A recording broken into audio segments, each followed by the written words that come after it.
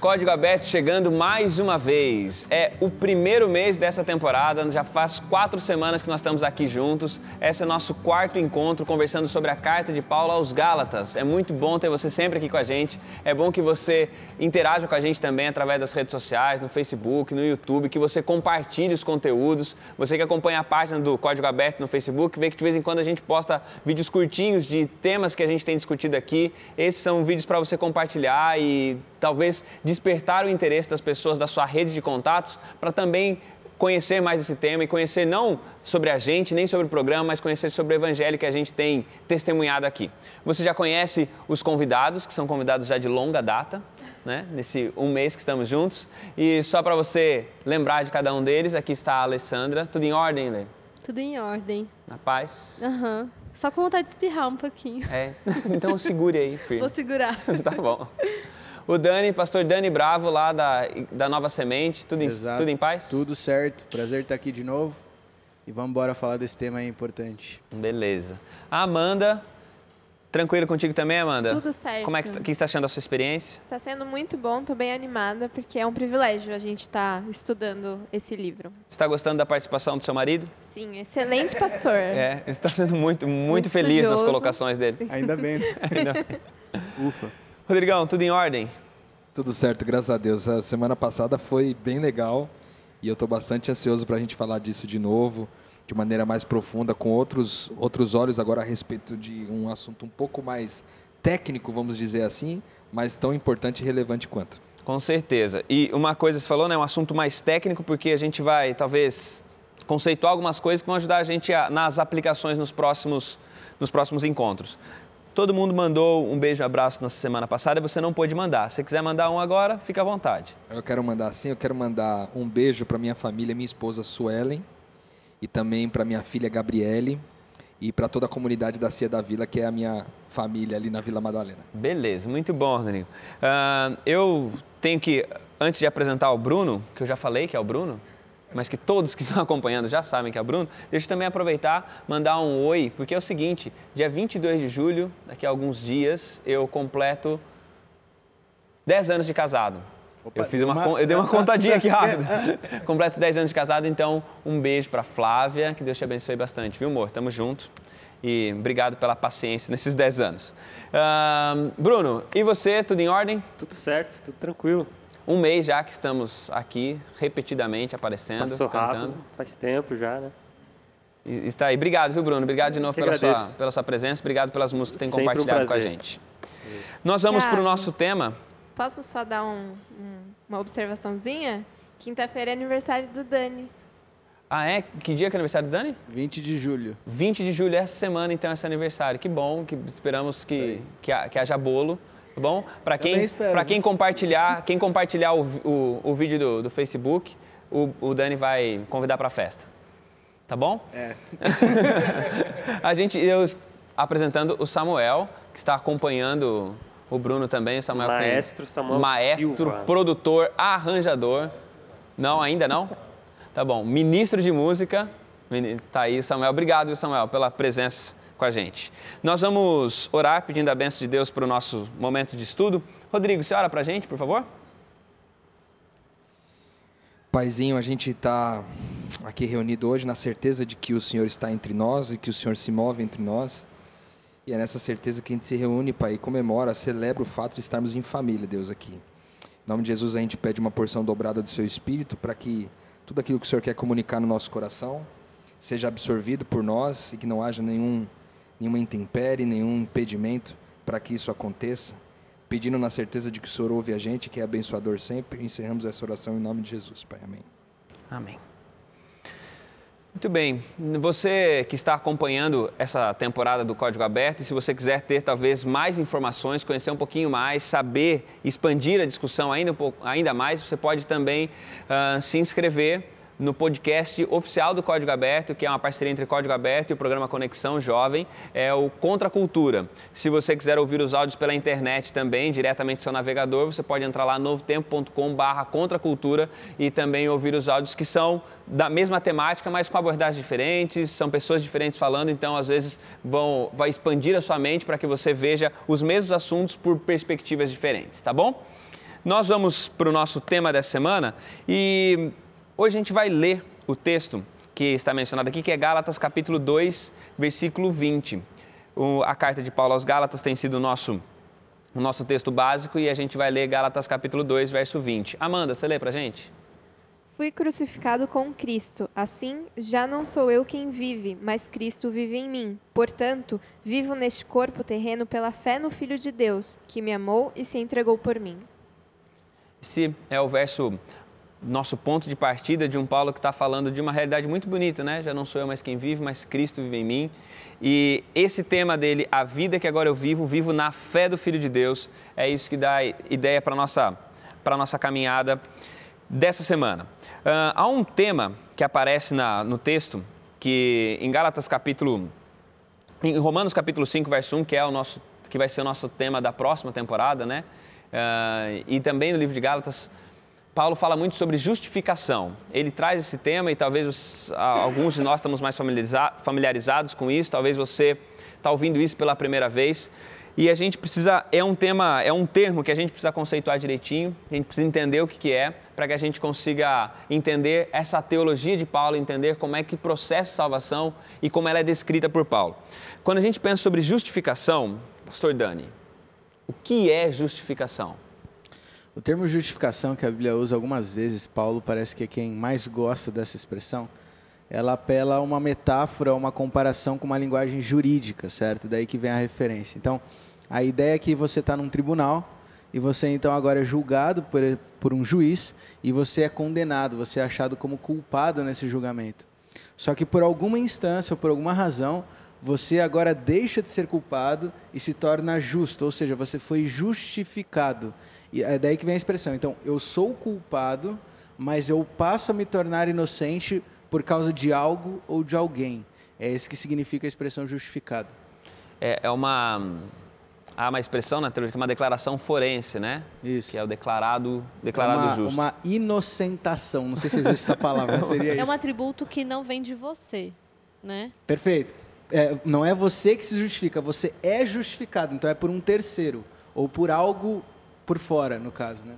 Alguém te avalia, alguém tem as acusações contra você, alguém te avalia e encontra um motivo para te tornar inocente. Agora, vale ressaltar de novo que para que eu seja justificado, eu preciso assumir que, primeiro, eu sou culpado. Eu parto do ponto de partida que eu sou culpado. Então, eu preciso me tornar justificado por algo. E aí, a pergunta que a gente vai fazer agora é pelo quê, no caso? Qual caminho, né? Exatamente. Porque é essa noção de eu preciso me tornar justo e por qual caminho que eu sigo. E tem uma coisa importante também, que é uma questão da consciência, que você falou a respeito de estar consciente da culpa, mas tem também a consciência de que nós estamos em juízo, né? Que nós estamos em uma espécie de juízo, né? Não é nem uma espécie, nós estamos vivendo em um juízo onde nós somos encaixados em um desses dois, ou somos culpados ou somos inocentes, né? Ou somos sentenciados à morte ou somos justificados, somos justos. Quando a gente pensa em justificação, no capítulo de Gálatas, no capítulo 2, verso 16, se alguém puder ler para a gente, Gálatas capítulo 2, verso 16, tem Paulo falando sobre os judeus e naquela conversa que a gente já falou aqui sobre gentios e judeus. Alessandra, você lê Gálatas 2,16 para a gente. Sabendo, contudo, que o homem não é justificado por obras da lei, e sim mediante a fé em Cristo Jesus, também temos crido em Cristo Jesus para que fôssemos justificados pela fé em Cristo e não por obras da lei, pois por obras da lei ninguém será justificado.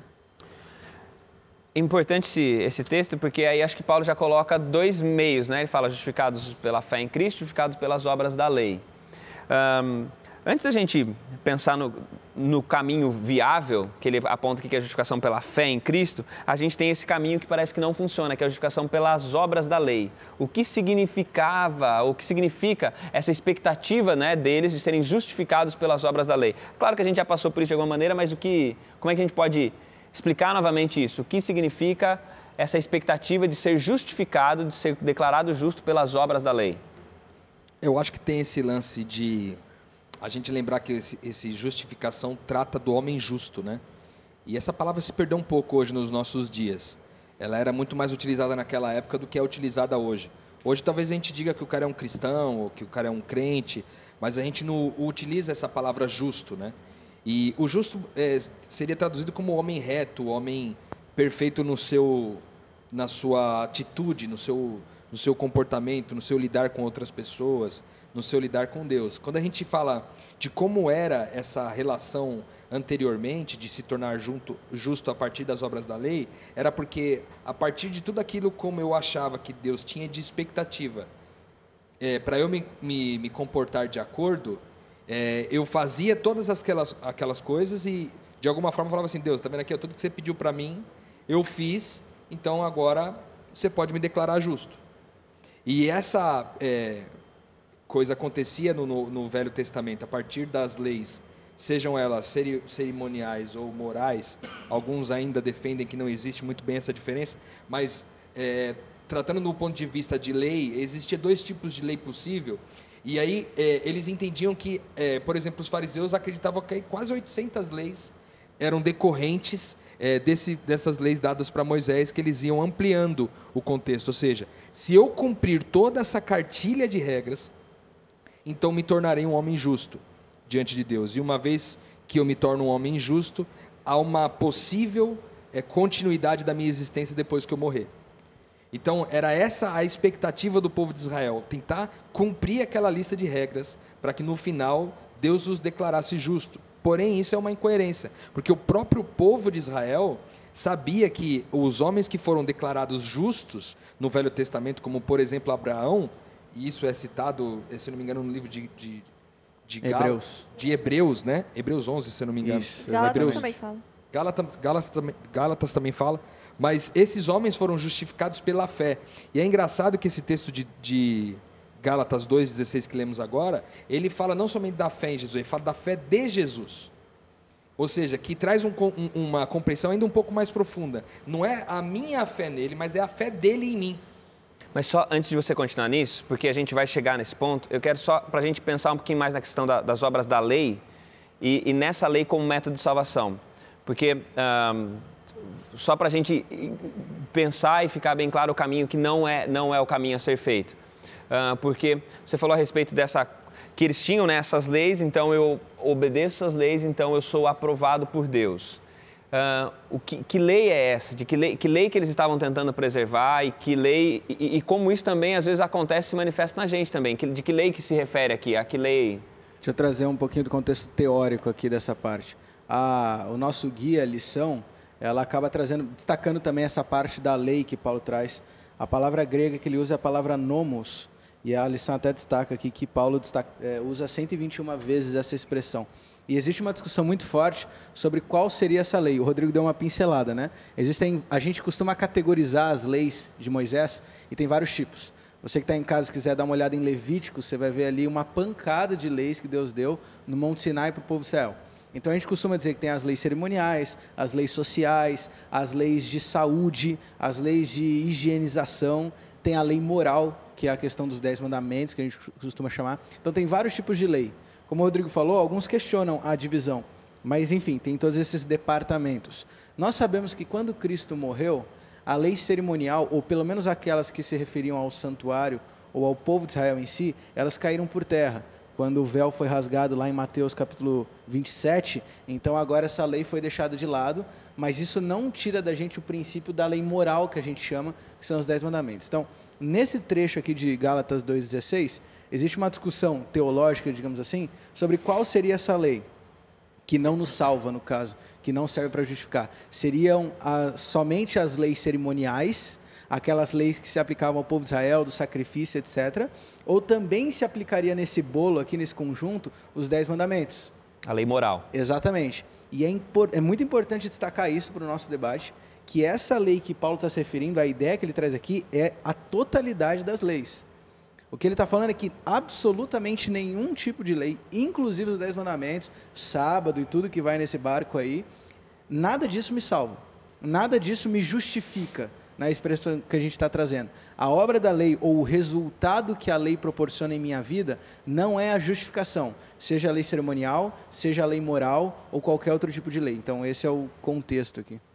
E pensando nisso, talvez venha uma pergunta seguinte, mas por que essa lei é insuficiente? Porque assim, pensando, se eu abraço essa lei e começo a andar direitinho, por que ela não é suficiente para a minha salvação? Por que ela é... Porque ela é isso, porque ela é insuficiente para salvar. Eu acho que é porque quando a gente compreende a lei de Deus um pouco mais a fundo, você percebe que não se trata somente de coisas que eu devo fazer ou deixar de fazer, mas, por exemplo, no Sermão da Montanha, Jesus vai intensificar isso quando ele trata dos nossos pensamentos e das nossas intenções. Então você amplia, tem um conceito um pouco ampliado da questão do pecado, né, e da lei de Deus, que antes eu tratava só nos 10 mandamentos, agora eu amplio, por exemplo, para os meus pensamentos e intenções, e aí eu posso ampliar mais para, por exemplo, os pecados capitais, inveja, cobiça, luxúria, e amplio um pouco mais quando eu leio um texto bíblico que diz assim: todo aquele que pensa em fazer o bem e não faz, comete pecado. Ou seja, o simples fato de eu deixar de fazer o bem para alguém, estou cometendo pecado. Ou quando você vê um outro texto bíblico dizendo que aquele que faz algo com dúvida comete pecado, porque tudo que vem de dúvida não provém de fé, e tudo que não provém de fé é pecado. Ou seja, toda vez que eu duvido, eu também peco. Se eu entender que a preocupação pressupõe uma dúvida, significa que o simples fato de eu me preocupar a respeito de qualquer coisa já é um pecado. Ou seja, quando eu amplio esse contexto de pecado, amplio esse contexto da lei de Deus para uma totalidade da vontade de Deus, eu posso assegurar que, como seres humanos caídos, é impossível viver sem pecar. Porque você se preocupa todos os dias, você cai todos os dias com pensamentos e intenções ruins, você deixa de fazer o bem para as pessoas quando você cruza com pessoas que... Uma pessoa que simplesmente precisava de um copo d'água, você sabia disso, não ofereceu, você pecou. Ou seja, o simples fato de você... ir contra esse desejo original de Deus, essa vontade original de Deus, já torna você um pecador. Ou seja, para que a gente pudesse ser justificado pelo cumprimento da lei, a gente teria que ser justificado em tudo isso, entende? Sim. E isso na nossa natureza caída, isso não é possível, né? Não é possível viver sem pecar nesse sentido. Então, seria impossível dizer que alguém conseguiria cumprir a lei na sua totalidade, a não ser o próprio Cristo.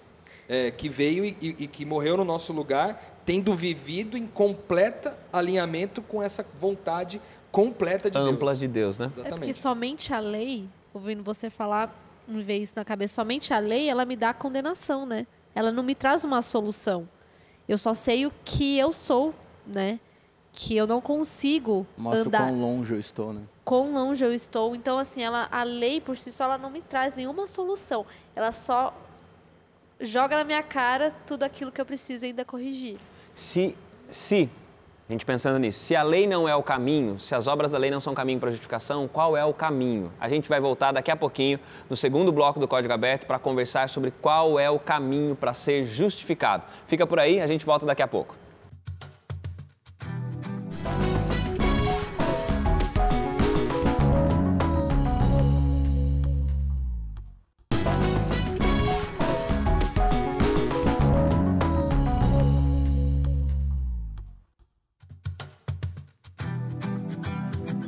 Código Aberto de volta, segundo bloco da nossa conversa sobre justificação pela fé. Se você perdeu o primeiro bloco, depois você dá uma olhadinha, porque a gente tratou do conceito sobre justificação, o que é ser justificado. A gente já falou um pouquinho sobre lei e quais são essas obras da lei, que é entender a lei como um caminho de salvação. E a gente terminou o bloco pensando sobre isso, que a lei ela não é suficiente para nos salvar. A Alessandra falou a respeito da lei como sendo algo apenas que nos indica, que nos mostra que nós estamos em falta, que há algo errado. E eu acho interessante pensar que a lei ela é insuficiente para salvar, pensando naquilo que você disse também, da amplitude do que é o pecado, porque é mais ou menos, querer que a lei me salve é mais ou menos pensando da seguinte maneira: eu estou andando de carro em determinado lugar e aí tem um sinal vermelho, eu furo o sinal, passo o sinal, e aí lá na frente, 2 quadras para frente, tem alguém querendo atravessar a rua, eu paro na faixa de pedestre. E aí eu achar que essa obediência ali me inocenta daquilo que eu fiz lá atrás não, eu não posso, não, alguém vem me multar porque eu furei o sinal, eu falo, não pode me multar porque eu parei pro pedestre aqui. É mais ou menos essa tentativa de eu tentar corrigir né? Eu tento corrigir minha história passada, agora fazendo coisas certas, né? Agora eu estou acertando. Então, ela não consegue abarcar tudo aquilo que a gente já fez também, não só aquilo que a gente pensa, mas assim, a gente tem uma ficha corrida também que a gente não consegue abarcar simplesmente acertando. E tem um ponto também, assim, Deus é muito didático. né? E às vezes eu fico impressionada como que o próprio povo judeu não entendeu tudo que Deus estava ensinando, porque desde o momento ali, eu vou pegar o exemplo, bem um pouquinho fora da nossa lição, mas só para tentar explicar, a libertação do povo de Israel do Egito e a travessia pelo Mar Vermelho. Por que Deus colocou eles na frente do mar? Para eles entenderem que eles precisam de Deus, para entender que por eles mesmos eles não seriam libertos, eles não seriam salvos. Por que a libertação não veio por meio de espada, veio pelas pragas? Pela atuação de Deus. Então, quando Deus dá a lei, aquela lista, os 10 mandamentos, o santuário, tudo, Ele está tentando mostrar para o povo o seguinte: está vendo tudo isso? Vocês são incapazes de fazer tudo isso, vocês são incapazes de cumprir. Nada do que vocês façam vai tornar vocês santos diante de mim, porque eu sou um Deus santo. Então, o que Ele oferece? Está vendo tudo isso? Agora vocês entendem que vocês são insuficientes, que vocês precisam de mim, e por causa disso, agora que vocês já entenderam, eu vou dar o Salvador, entendeu? Só que parece que eles não entenderam no final, né? Posso só colocar uma ideia aqui e eu vou correr o risco de ser extremamente mal interpretado e receber pedras, mas vamos lá. É o seguinte, deixa eu pegar aqui no chão. A lei tem a capacidade de salvar? Sim. É possível ser salvo pela lei? É. Qual é o problema? Eu precisaria cumprir ela com perfeição. E o ponto não é que a lei não pode me salvar, é que eu não posso cumprir a lei. O que a Bíblia fala do julgamento é que eu sou julgado pelas obras, mas eu sou salvo pela fé. Tem uma grande diferença aí. Quer dizer que naquele julgamento que a gente falou lá no início, né, de ser condenado, quer dizer que pelas minhas ações, comparando com a lei, eu sou julgado por isso, se eu cumpro a lei ou não. E eu sempre vou ser achado culpado, porque eu sou pecador, eu já nasci pecador. Mas pela fé eu consigo ser justificado, apesar de não ter cumprido a lei. Então é importante pontuar que a lei tem poder de salvar, sim. O problema é que eu não consigo cumprir a lei. Eu não tenho o poder de ser salvo por ela, né? Exatamente. Jesus cumpriu a lei. Então a lei é cumprível. Só que nós somos pecadores, então a gente não consegue. A justificação pela fé é a alternativa que Deus encontrou para oferecer a oportunidade de salvação, apesar da nossa incapacidade. Essa é a ideia. Tá, mas como funciona essa justificação pela fé? E só um detalhe antes, essa questão até... E daí você já emenda na resposta, se você quiser. Tiago 2,10 vai falar o seguinte: se a gente tropeça em um, a gente é culpado de todos. A gente falou sobre a amplitude do pecado aqui, né? Ou seja, o simples fato do cara que se preocupou hoje de manhã, ele é tão pecador quanto um estuprador de crianças. Entende? Embora a consequência dos problemas sejam diferentes, humanamente falando, sim, em relação à culpa, em relação a ele ser culpado... não ser salvo... É igual para os dois. Então, isso é importante a gente conceituar. Aí, a sua pergunta foi: como então funciona essa justificação? Essa justificação, eu tenho uma imagem na minha cabeça que pode favorecer bastante a compreensão, que é o seguinte: é como se você estivesse nesse julgamento e todas as coisas que você fez estão empilhadas estão empilhadas as coisas que você fez, as coisas que você ainda faz estão empilhadas e as coisas que você ainda vai fazer estão empilhadas, todas elas, as três. E aí, quando vem aquele que é justo e justifica você, porque ele é o justo e ele declara você como justo, essas três pilhas de papel, ou seja, o que eu fiz, o que eu faço e o que eu ainda vou fazer, já foram perdoados em Cristo. Ou seja, não há nada que eu possa fazer que possa, hoje, ontem e amanhã, que possa me separar desse amor de Deus e desse perdão de Deus. Ou seja, Ele perdoou tudo isso e disse: eu declaro você justo pela minha fé, pela fé que eu tive e eu fui até o fim. Agora, pela fé você acessa e aí você vai para esse caminho de salvação definitiva. Por isso definitiva. que Paulo fala que não há condenação para aqueles que estão em Cristo Jesus, né? É justamente isso. Não há condenação, não ou há seja, condenação. As três pilhas ele jogou já está pago, no lixo. Né? O salário do pecado é a morte, Cristo morreu no meu lugar. Eu sou culpada, mas Ele pagou por mim. E a dúvida às vezes fica assim: mas como assim que Ele perdoou a gente até do que a gente ainda vai fazer? É porque na verdade a gente ainda está com a consciência de que o pecado é uma coisa que eu faço, quando na verdade o pecado é uma coisa que eu sou, é a minha natureza. Eu sou. A sua separação, né? A separação desde o Éden, né?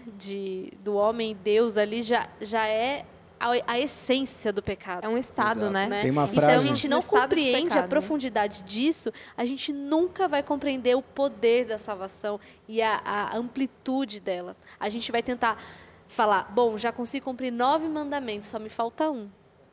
E a gente vai tentar ficar se enganando numa artimanha até do mal de Satanás para que a gente se ache que só falta um para a gente se tornar justo, né? Tem uma frase que diz que você não é pecador porque peca, mas você peca porque é pecador. O que significa essa frase? Significa que você não virou pecador quando você era um bebezinho e contou a primeira mentirinha para sua mãe. Não, você contou essa mentirinha porque você já nasceu em pecado. Por isso que, como eu falei antes, o problema é que a gente não consegue cumprir a lei. Por quê? Porque a gente já nasceu em pecado, a gente já nasceu condenado à morte. É a única certeza que a gente tem na vida é que vai morrer. Já nasceu e que a lei ela prescreve mudança de comportamentos, até mesmo de pensamento, mas assim, são mudanças de ação. A lei ela não consegue cobrir isso, que é essa mudança de natureza, né? Que é eu deixar de ser pecador, eu deixar de ser quem eu sou. Que é aquilo que Paulo fala, né? Já não sou eu mais quem vive, mas é Cristo que vive em mim. A vida que eu vivo agora, vivo pela fé no Filho de Deus. Então, essa mudança de natureza, a lei não consegue fazer. Mas aí vem essa coisa da fé, que nem você explicou. Que aí também tem uma outra figura, né? Que é a figura, acho que a Amanda falou da figura do débito, né? Que agora não tem mais a dívida. Eu tenho uma dívida e agora não tenho mais. E aí vem uma coisa importante também. A gente sempre fala do pecado, não sei, vocês podem discordar disso, mas eu às vezes acho que nossa conversa sobre pecado é muito como coisas que são feitas meio que contra o universo, assim, sabe? É feito contra uma entidade impessoal. Pecado, em última análise, é contra Deus. Então, assim, por que é Ele quem perdoa? Porque foi contra Ele, porque o pecado é a negação dEle, o pecado é o afastamento dEle, o pecado é a separação dEle. Então, o pecado, em última análise, é algo contra Deus, então é Ele que pode resolver. Não é que Ele entra numa jogada que tem muita gente que pensa, às vezes até mesmo, que o inimigo ele tem direito sobre nós, porque o pecado... Há certo sentido nisso, mas o pecado, em última análise, é algo contra Deus e por isso que é Deus quem entra para assumir a responsabilidade sobre isso. Você ia falar? É que você falou sobre esse texto que está no começo da lição aí em Gálatas 2:20, né, que ele fala, não é mais eu que vivo, mas é Cristo que vive em mim, que é essa questão da expressão. Então agora, por que há uma expressão de bons atos, de atos de bondade, né, que revelam a glória de Deus e que vão sendo acrescentados de glória em glória, ou seja, de bondade em bondade, etc. Por que isso acontece? Porque agora, uma vez dito que eu sou justificado por Ele, agora eu não vivo mais a minha vida, mas eu vivo a vida de Cristo. Então, as minhas escolhas não são pautadas mais no que eu chamo de a trindade contemporânea, que é meus santos desejos, minhas santas vontades, minhas santas necessidades. Agora eu olho para esse cenário e isso já não é mais prioridade para mim. A prioridade agora é qual é a necessidade, a vontade e o desejo do que Deus quer para mim. Porque agora é isso que eu vivo. Eu não vivo mais a minha vida, mas eu vivo a vida de Cristo. Porque eu agora não sou mais um ser humano tentando viver uma experiência espiritual, mas eu sou um ser espiritual vivendo uma experiência humana. Muito legal. Mas só para... Eu acho que dá para entender e deixar um pouquinho mais claro essa questão da justificação pela fé. Entendo que é essa coisa de Jesus perdoando e tudo mais, mas onde é que a fé entra no negócio? Entendeu? Onde que a fé entra nessa equação? A ideia, vamos resumir em termos mais práticos, assim, é o seguinte: Jesus morreu pelo seu pecado. Aceite você ou não, queira você ou não, Jesus já te oferece a oportunidade do perdão. Ele já pagou o preço, ele já morreu. Você deveria morrer por causa do pecado, Jesus já morreu. Aceitando você ou não, certo? No momento que você tem fé, o que é a fé? É você olhar para o céu e finalmente abraçar essa ideia. É realmente essa aceitação, esse cair a ficha que a gente falou tantas vezes, né, Rodrigo, fora do ar aqui, é cair a ficha de, caramba, Deus morreu por mim, Deus se fez homem, deu a vida no meu lugar. Quando você aceita isso, você abraça, eu sou filho de Deus, o que você está fazendo agora é permitindo que Jesus morra no teu lugar. É isso.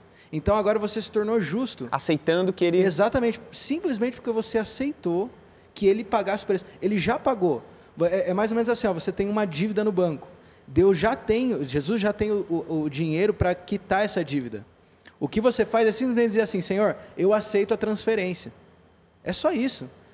E quando você entende a praticidade, ou a facilidade, o tamanho que é a graça, se torna até estúpido, com perdão da palavra, não aceitar a fé. Porque é tão simples. Ele já pagou o preço. É tão assim maravilhoso que se torna estúpido a ideia de não aceitar, de querer enfrentar o tribunal sozinho, né? Talvez até cavando um pouco mais fundo, se é que é possível, mas cavando um pouco mais fundo, seria, não é que é aceitar essa realidade toda, mas é não rejeitá-la, entende?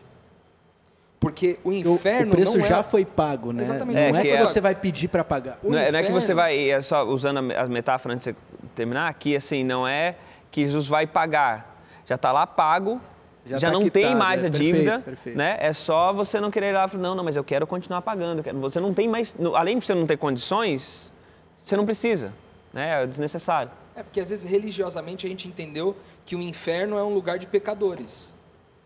Mas o inferno não é um lugar de pecadores, o inferno é um lugar de gente rebelde. É gente que ouviu, que conheceu essa verdade e rejeitou, falando, eu não quero ser dessa família. Eu não quero fazer parte disso tudo, eu não quero ter Jesus como Senhor da minha vida, eu não quero tê-lo como Salvador. Eu quero ter o direito de escolher, não ficar. Então isso é um pecado contra o Espírito Santo, ou seja, não pode ser feito nada a esse respeito, porque há o livre-arbítrio que Deus deixou pra gente. Então tudo bem, você não quer, tudo bem, isso eu não posso te perdoar então, se você não quer, entende? Se você... Agora, nessa consciência de que a gente é pelo que a gente rejeita, então a gente entende que o céu é um lugar de pecadores. Sim. O céu, graças a Deus, né? Que o céu é um lugar de pecadores. E aí fica para essa condenação eterna, fica essa questão de que, cara, se você recebeu essa mensagem que você é filho de Deus, se você recebeu essa mensagem que Jesus te amou a tal ponto de dar a vida por você, cara, não rejeita. É só isso que eu podia dizer. E é simples, mas é muito difícil, a gente fala isso, é muito difícil de viver isso. O Rodrigo estava falando de como isso impactou a sua vida, né? Ter esse insight. Mas eu acredito que muitas vezes a gente passa bastante tempo, não sei como é que foi na experiência de vocês, mas eu acho que eu me vejo também passando bastante tempo na igreja, servindo a igreja já, depois mesmo já como pastor, sem ter a noção disso, sem ter a noção de que nem para mim e nem para os outros, eu não preciso rezar simplesmente uma cartilha e falar assim, olha, faz isso, cumpra esses requisitos. Mas é difícil colocar isso na vida, não sei como é que foi para você, como é que foi esse processo para você de... Cara, eu sou cristão desde meus 8 anos de idade e eu cresci a vida inteira sendo um menino religioso, cresci um adolescente religioso, eu ia ao culto, eu liderava as coisas na igreja e tudo, só que eu sempre me sentia mal, porque eu sempre achava que eu não estava salvo. As pessoas perguntavam para mim, cara, você tem a certeza que você está salvo? Eu, cara, jamais, com tanta coisa que eu faço, sem chance. Parece que até arrogância dizer que tem certeza. É presunção, quando você né? pergunta na igreja, pouquíssimas pessoas, né? E timidamente. Quem acha que está salvo? Você vê 5. Vê se o pastor levanta ou não, né? E aí, eu fico na dúvida. quando essa ficha cai para mim, cara, eu entendo que é o seguinte, cara, essa salvação chegou para mim a tal ponto de profundidade que ela mudou quem eu era. Porque agora, meu coração já não estava mais interessado em conseguir se salvar, entendeu? Porque você concorda que é uma questão egoísta um pouco? Às vezes você tentar fazer as coisas para se salvar? É tipo como se numa brincadeira de criança a gente dissesse, comigo não morreu, sabe? Comigo não morreu, me salvei aqui, hein? Agora vocês aí eu não sei, mas eu aqui, ó, me salvei. É uma coisa meio esquisita. Resolvi meu problema. No fundo você só está preocupado com você mesmo, Com né? você mesmo. Quando na verdade a salvação, ela é a expressão de uma certeza de que eu sou salvo e porque por causa disso eu posso me ocupar em salvar os outros. E eu sou salvo, inclusive, de mim mesmo. De mim mesmo. Na verdade, John Stott vai dizer isso de maneira brilhante. Ele fala que nós somos salvos de 3 coisas. Nós somos salvos da morte eterna, nós somos salvos do medo de morrer e nós somos salvos de nós mesmos, ou seja, dessa geração perversa, desse jeito perverso de pensar, que é colocar eu primeiro na frente do outro. E isso nega, né, a raiz, a identidade principal de quem Deus é. Agora nós somos salvos dessas 3 coisas e podemos viver celebrando com a nossa comunidade esse novo estilo de vida. Essa verdade é muito impactante, a verdade da justificação pela fé e tão somente pela fé na graça de Cristo. Agora a gente tem um desdobramento disso porque surge uma questão lá entre os Gálatas que Paulo, de alguma maneira, pregando isso, estaria defendendo uma vida libertina disso, né? Então, você é salvo pela fé, então pode ver da maneira que quiser. Será que é assim? Será que tem algo mais atrás disso? Que tipo de obediência vem para aqueles que foram justificados pela fé? Bem, essa é a nossa conversa por terceiro e último bloco. Daqui a pouco a gente volta com a música do Bruno e conversando sobre como vivem os justificados pela fé. Fica por aí, o Código Aberto volta daqui a pouquinho.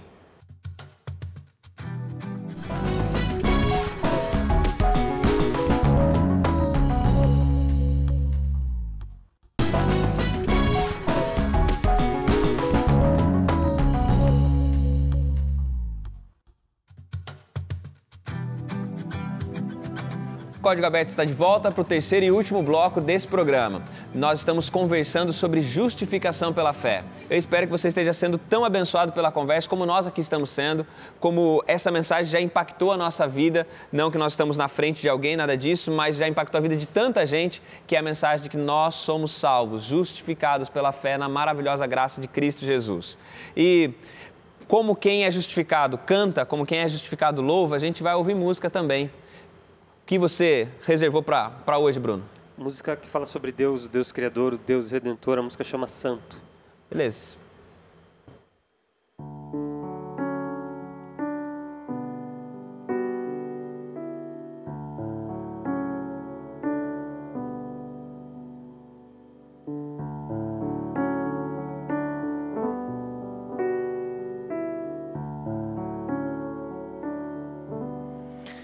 Glória a Deus, glória a Deus, que fez o céu, a terra, as estrelas, é Deus. Glória a Deus, glória a Deus, que faz nascer o sol e traz a chuva, é Deus. Glória a Deus, glória a Deus, que fez o céu, a terra, as estrelas, é Deus. Glória a Deus, glória a Deus, que faz nascer o sol e traz a chuva, é Deus. Santo, Santo, Santo, Deus poderoso, que era e há de vir, digno de toda honra, de toda glória, por sua vontade existo.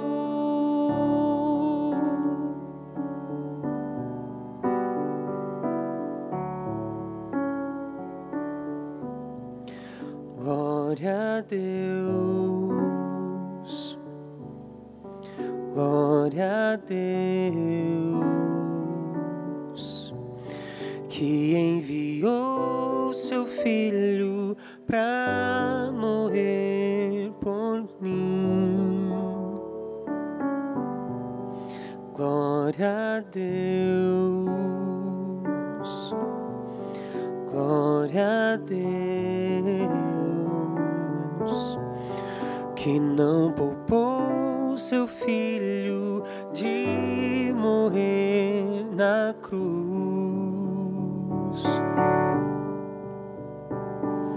Santo, Santo, Santo, Deus poderoso, que era e há de vir, digno de toda honra, de toda glória, por sua vontade existo. Santo, Santo, Santo, Deus poderoso, que era e há de vir, digno de toda honra, de toda glória, por sua vontade existo.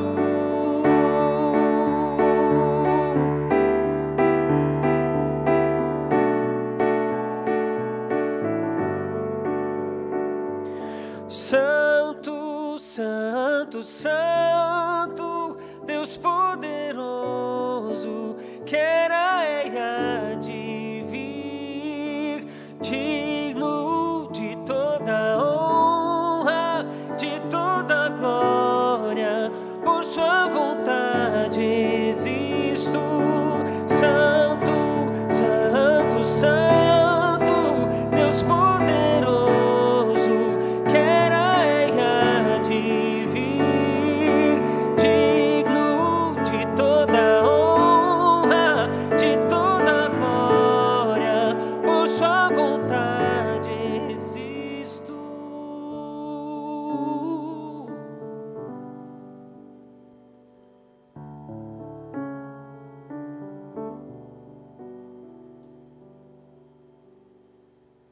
Amém. Que Deus seja louvado por isso. E pensar nesse Deus Santo é talvez o desafio, né? É o que torna a caminhada desafiadora, né? Porque esse Deus Santo e grande, não dá para chegar nele simplesmente com uma listinha de coisas que eu fiz. Não dá para chegar diante dele assim, olha como eu fiz tudo certinho, olha como eu sou bom. Nossas boas ações, como diz Isaías, né? É trapo de imundícia, não nos qualifica diante dele. Mas compreendendo que nós somos entendidos por ele como qualificados, entendidos como justos através da fé na graça de Cristo, surge uma pergunta que o próprio Paulo faz, porque talvez isso estivesse na cabeça da sua audiência, provavelmente isso estava passando na cabeça da sua audiência, que é Gálatas capítulo 2, verso 17, quando ele fala: e se procurando ser justificados em Cristo, nós também nos revelamos pecadores, não seria então Cristo ministro do pecado? Olha que interessante, porque se ele está falando isso, talvez isso existisse na mente de alguém, que se então a gente é justificado pela fé só em Cristo, não é por obras da lei, então Cristo ele está promovendo o pecado. E isso existe de certa forma, porque quando a gente começa a falar sobre isso, em determinadas comunidades religiosas, quando ouvem essa mensagem de justificação pela fé, de repente vem essa ideia, não, mas então a gente está liberando todo mundo para fazer o que quer, então as pessoas podem ver como elas querem. É isso que a justificação pela fé faz? Ou ela age de outra maneira? Existe algum tipo de... Dá para se pensar nisso? Que os justificados pela fé, então, de alguma maneira, a pregação da justificação pela fé está liberando as pessoas para ver como elas querem, viver no pecado como elas bem entendem? Eu acho que de forma alguma, porque até o verso que a gente leu no início fala que, como nós fomos crucificados com Cristo, já não sou eu mais quem vive, mas Cristo vive em mim. Quando Cristo vive em nós, nós somos guiados pelo Espírito. E ali mais para frente, no livro de Gálatas, com certeza a gente vai ver isso mais em outras lições, mas só quem quiser acompanhar no capítulo 5, versículo 24. Aqueles que pertencem a Jesus crucificaram as paixões e os desejos da sua natureza humana. Por quê? Você agora você foi liberto da escravidão no pecado, você se tornou herdeiro de Deus, filho dele, e agora você se torna um embaixador desse reino. Você quer que as outras pessoas conheçam esse reino também, e você não é mais guiado pela sua natureza pecaminosa, você é guiado agora pelo Espírito. Então, quem foi salvo tem noção, o amor de Cristo ele constrange a gente. Não tem como uma pessoa que tem a consciência que a gente falou, que o Dani mencionou no bloco anterior, não tem como ela ter essa consciência que foi salva por Cristo pela fé, essa graça gigante, absurda, e continuar a viver no mesmo jeito. Não tem como. Essa pessoa ela passa a querer cada vez mais ser guiada pelo Espírito e viver de acordo com a vontade de Deus. E aí, quando se pergunta, né, o que você quer? Não sei o que eu quero o que Cristo quiser que eu faça. E é algo assim, às vezes, até meio doido quando você fala ou quando você começa a repetir, que às vezes tem pessoas, não, mas o que você... Não, o seu plano, não sei, eu não sei. Eu quero viver o que Cristo quiser que eu viva. Você está nesse momento? Aham. Eu estou perguntando muito. Porque, assim, você está vivendo as mudanças na sua vida e depois da experiência que você teve, tudo mais, do ano passado... Você fala sobre isso, né? Que foi uma mudança, né? Depois de todo o sofrimento e tal, tem essa mudança de que talvez não exista tantas coisas tão valiosas assim. A gente corre atrás de muita coisa e talvez elas não valham tanto assim como projeto de vida, né? Assim, eu entendi o valor da vida, o valor do sacrifício de Cristo e como ele pode me salvar muitas e muitas vezes. Porque ele me salvou de muitas vezes, né? Na cruz e ali... durante o meu tratamento, mas hoje, uma retribuição tão pequena, tão impura até, que eu quero dar para ele, é a minha vida em completa rendição do que ele quiser fazer de mim. E o Rodrigo até falou, essa libertação do medo da morte. Eu nunca tinha pensado que eu chegaria numa situação em que hoje eu procuro continuar com isso, vivendo assim, Senhor, eu não tenho medo. Se o Senhor quiser me levar, mas eu desejo ser salva pelo Senhor. Só permita isso se eu estiver salva, se eu estiver com o Senhor para sempre. Isso começou a fazer sentido para mim, uma coisa que eu sempre falei, preguei, né, e vivia isso na minha família, mas que não fazia sentido, não tinha passado pela minha experiência, né? Eu não tinha sentido isso na carne. E aí hoje, não sei, é natural, assim, você quer viver a história de Cristo para você. Eu não sei o que Ele quer, mas eu só quero que Ele vá me conduzindo, sabe? Não é uma coisa preguiçosa, é porque você não traça um plano, não. É porque eu tenho tanto medo de fazer algo que Ele não quer, que não é a vontade dEle, que eu prefiro que Ele vá colocando, traçando o caminho que eu quero, Ele quer que eu ande, sabe? Eu acho que essa aceitação da fé que a gente tem falado, esse cair a ficha, né, que nem a gente mencionou, caramba, olha o que Deus fez por mim, ela vem acompanhada de uma coisa muito importante que eu tenho aprendido há pouco tempo, a gente tem tentado desenvolver em casa, que é a questão da contemplação. Tem um livro que a gente leu lá chamado Louco Amor, de Francis Chan, você já leu também, né? Eu já vi você mencionando esse livro. Fantástico, fica a dica aí. Onde ele fala da importância de nós desenvolvermos o hábito de contemplar a Deus. Então, quando eu olho para Deus, que nem o Bruno cantou, santo, grande, aquela coisa gigantesca, e eu começo sei lá, não é racionalizar, mas mensurar quão grande Deus é, quão insano é todo o processo da salvação que Deus oferece, aquilo é tão grande que, como a Amanda falou, que Paulo fala, né? Aquilo me constrange. Eu fico constrangido pelo tamanho do amor de Deus e pelo que Ele fez por mim. Isso me constrange a tal ponto que eu quero mudar. Mas não para ser salvo. É uma resposta de amor.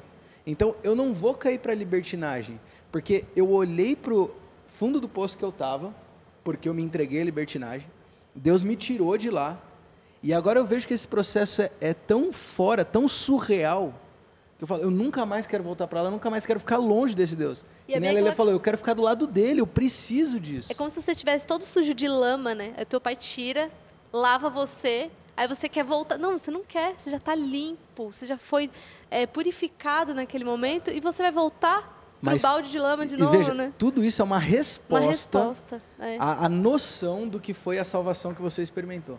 Tem um amigo meu, Tiago Japa, já esteve por aqui na Novo Tempo também, que ele diz uma frase, para mim é sensacional. Ele diz assim, eu sou livre para fazer o que eu quiser, porque tudo o que eu quero é fazer a vontade de Deus.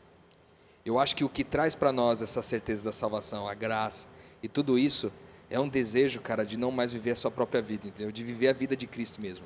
De viver quem Cristo é, de expressar esse Cristo no mundo, sabe? Então, você falou da libertinagem, pode fazer o que quiser. A real é que pode fazer o que quiser mesmo. A pergunta é, quem foi salvo quer fazer o que quiser? Esse é o ponto. Porque quando eu entendo, eu compreendo a dimensão disso que o Dani falou, cara, o Deus do macro, das galáxias, mas também o Deus do micro, do átomo, o Deus dessa grandeza toda, vem, se faz homem, morre por mim, para que eu seja salvo da morte eterna, do medo de morrer e de mim mesmo. E aí, sabendo de tudo isso agora, eu vou continuar tratando mal o meu irmão, sabendo que Deus salvou ele também. Porque, no geral, os pecados que nós cometemos fazem mal para o próximo, né? Por que eu vou fazer mal para o Dani se eu já sei que Jesus escolheu ele como casa para morar, entendeu? Assim como ele escolheu a mim, ele escolheu a Amanda, então por que eu vou tratá-los mal? Por que eu vou fazer algo que vai impactar na vida deles, entende? Então eu acho que essa frase do Japa faz muito sentido para mim, porque ela traz, a gente é livre, literalmente livre. Cara, você quer fazer? Você faz. Vai ser pecado? Do mesmo jeito, vai ser pecado. Só que, cara, você escolhe não fazer, entendeu? É uma escolha, ok, mas eu não quero fazer. Você tá disponível ali na frente do computador para clicar naquela página, entrar no site de pornografia e ver tudo aquilo que você vinha vendo antes. Mas agora você olha para aquilo e fala, não, agora eu escolho não ver. Porque aquela mulher que está do lado de lá não pode ser privada de ver Deus em mim. Minha esposa que está em casa não pode ser privada de ver Deus em mim. Então, o motivo pelo qual agora a gente faz ou deixa de fazer, tendo mudado, cara, ele dá sentido para a vida, entendeu? Dá propósito. Agora a gente se entende como alguém que... Olha que muito louco. A gente se entende participando de quem Deus é, entendeu? Da natureza dele, né? Tipo, participando do que Deus está fazendo no mundo, mas participando de quem Ele é. Porque Deus, quando Ele criou Adão e Eva, Ele estava criando não criaturas para ficar adorando Ele como se Ele fosse um Deus carente, entendeu? Ele estava criando um grupo de pessoas que seria a sua família e que poderiam participar do que Ele está fazendo no mundo.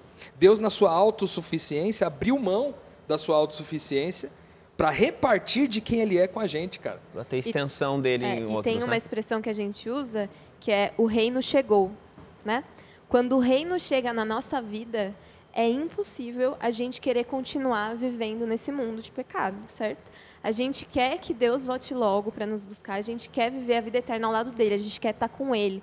Então, vislumbrando isso, a nossa vontade, eu tenho que fazer esse reino aqui agora. Eu tenho que passar a viver de acordo com esse reino aqui agora. Eu tenho que mostrar para o meu amigo, para a minha família, para as pessoas que eu encontro, qualquer pessoa, o tamanho desse amor, porque a fé, ela também se expressa pelo amor. E o amor de Cristo, ele transborda. Então, quando o reino chega na nossa vida, a gente quer espalhar esse reino aonde a gente for. É aquela coisa que enquanto a gente está esperando a consumação do reino, a gente vive a inauguração do reino, né? Inaugurando o reino na vida das pessoas. Como se fossem embaixadores, certo? Sim. Que tem até um texto em Coríntios que fala justamente isso também.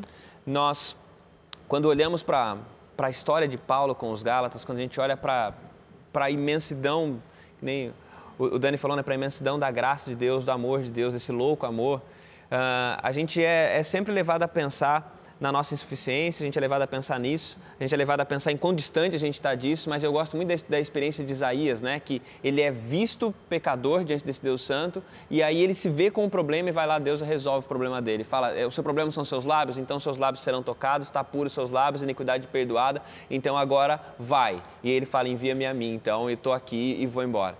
E eu não sei, a gente tem a nossa história, e a gente não está falando de história simplesmente que nós já vivemos, que nós simplesmente somos senhores da razão ou vivemos tudo aquilo que é necessário ter vivido. Não, mas de alguma maneira nós temos entendido, e você em casa também precisa entender, e talvez já entendeu isso, nós somos salvos unicamente pela fé na graça de Cristo Jesus. Nós somos justificados. Não importa o passado, não importa as culpas que você carrega, não importa a ficha corrida que você tem. Nós somos justificados pela fé em Cristo Jesus. E isso não se aplica apenas a você, se aplica às pessoas ao redor de você. Não, ser justificado pela fé em Cristo deve lhe dar a noção de que as pessoas que estão próximas de você também são impactadas por essa mesma graça, são justificadas da mesma maneira. Se você foi salvo pela graça, entenda que todos ao seu redor serão salvos dessa mesma maneira. Você não precisa impor compromissos para eles, não precisa impor regras para eles. O que você precisa é mostrar para eles a graça maravilhosa de Cristo Jesus que salva todos nós. Hoje, pela graça de Deus, termine esse programa junto com a gente, com uma certeza, você está justificado em Cristo Jesus. Que Deus te abençoe e até semana que vem no Código Aberto.